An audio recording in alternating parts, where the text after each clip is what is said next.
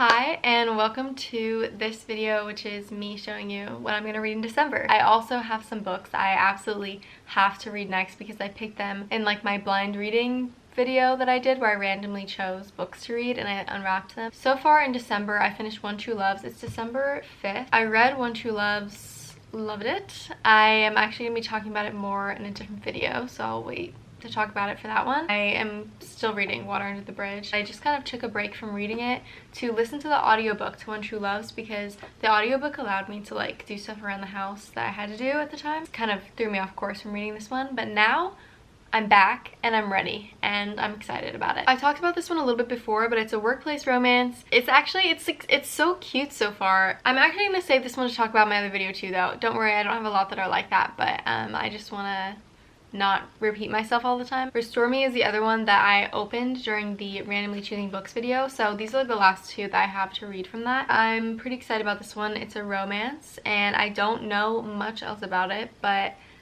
I'm very excited to read it, and I know I've heard good things because a lot of these books that I have, especially romance books, I don't always remember like what they're about. I usually remember some of the tropes though. I'll see someone recommend them and then I'll end up getting it eventually. Then time will go by where I don't read it and then I just completely forget what it's about. So those are the first two books that I'm planning on reading, and they're both contemporary romances, so I wanted to mix it up a little bit. My next one is going to be a YA fantasy book, which I feel like it's been a while since I've read one. This is Violet Made of Thorns. It's a new-ish YA fantasy and I didn't really hear anything about it. I just kind of picked it up and it's a New York Times best-selling book. There's a certain vibe that I'm looking for in a YA fantasy and I really just want to find it, and I feel like this one, by the cover art of it, I feel like this one's gonna give it to me. This is how it looks, a real close-up. I just want something that's gonna feel a little like magical. I love how the character is described as being kind of like an anti-hero, maybe a little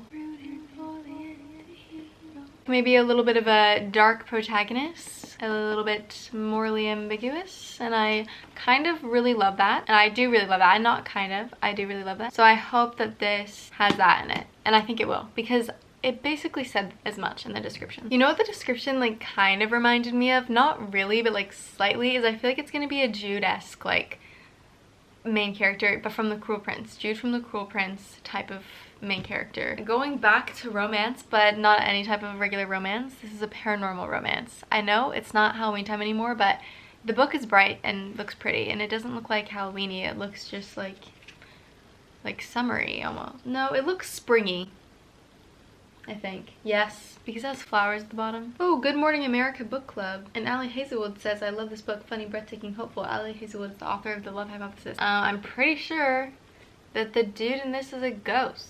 Romance is dead, but this isn't what she had in mind. And then it says, Florence Day is the ghost writer. Very promising. I feel like I'm gonna love it. This is just the type of book that I would like pick up if I didn't know anything about it still. Like if I hadn't heard anyone talking about it, I would still read the back of that and be like, I want to get that. Sometimes I do get a book because I hear someone talking about it and they're just raving about it, and I like read the back and I'm like, I wouldn't have found that interesting before, but now that they say that, I kind of want to get it. But this one, I would just want to get it anyway. I also am kind of obsessed with this color combo, and I think I've already said that in a video because every single time I look at it, I just think about how much I love this cover. Like, I love it so much. This is probably a book that I'm like the most excited about right now, other than Water Under the Bridge, because I'm most excited to pick up where I left off on that one. I feel like the coffee is really getting to me. I'm getting in that weird, like, sometimes coffee either puts me to sleep, wakes me up, which is honestly kind of rare. The third one is that it's a combo of like waking me up, but then also making me act like kind of crazy. And that is what's happening right now. I'm just in that like caffeinated delirious mode. The next book is another one that I was really excited about that I had in the blind book thing, which you could see because I still have it partially wrapped, and I don't want to finish unwrapping it until I actually read it because I love how it just ripped and then it's just like the title showing. Here, I'll just show you up close. There you go. By Alexa Martin, who also wrote Mom, Jeans, and Other Mistakes. I haven't read that book. I haven't read any other of their books before, I don't think. It's gonna be a rom-com. I think this is a bookstore that they're in right now on the cover. I feel like it's just gonna be really cute and fun. That is exactly sometimes what I'm looking for. So right when I'm looking for that feeling, I'll pick this one up, and it's probably gonna happen at some point this month. I mean, it is the Christmas season, which is light and fun and happy. You might think, oh, why aren't there Christmas books in this TBR? Well, I might end up picking up a Christmas book. That's like my miscellaneous maybe question mark book. The reason being is because I have like a bad history with Christmas books, because I hate when Christmas books just have to do so much with Christmas. I understand that that's kind of the point of it.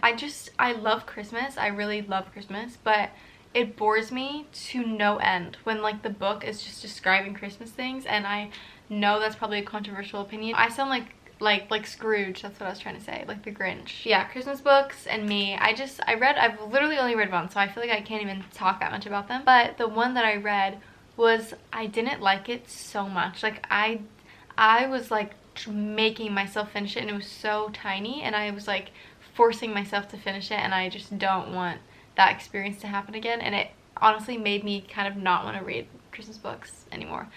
But that being said, if someone's like raves about one, they're like, this is so good. I've never seen a Christmas book in someone's top 10 ever. I could be swayed and convinced, so you know, maybe I'll read one this month. Maybe. I would have to, however, be really interested in the premise and hear like a bunch of good things about it, and then maybe I would. The next and last book, since I don't want to add too many books in here because I'm not going to have much time this month. This is definitely like my busiest month out of the entire year, but it's also the last month before I get to my reading goal.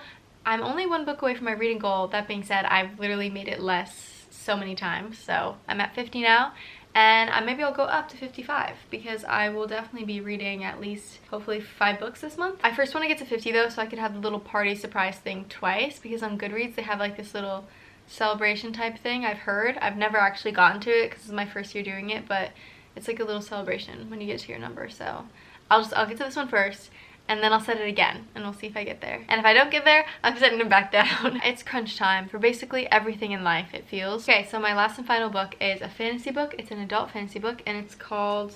That's not the right one. So I realized that I've actually accidentally wrapped that book. Well, I didn't accidentally do it, but I accidentally grabbed the wrong one and realized that the one I actually wanted was wrapped. So I think it might be this one. I actually don't know because it's wrapped, and there's like multiple that are wrapped. They're in that like little stack right there. Oh, but it is this one. Cool.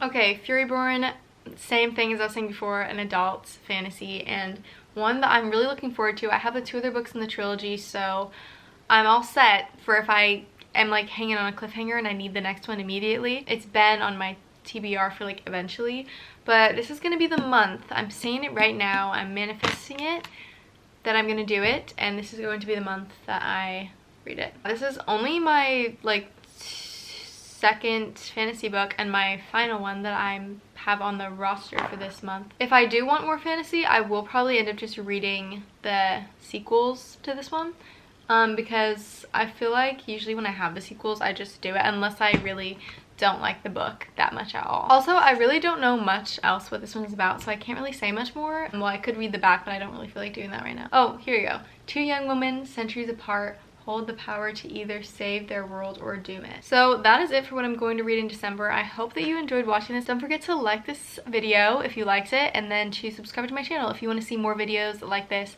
from me. Thank you so much for watching. It means so much, especially if you made it all the way to the end. That's just kind of crazy to me. And you'll hopefully see me in the next one. Or else, that sounded really ominous. Bye.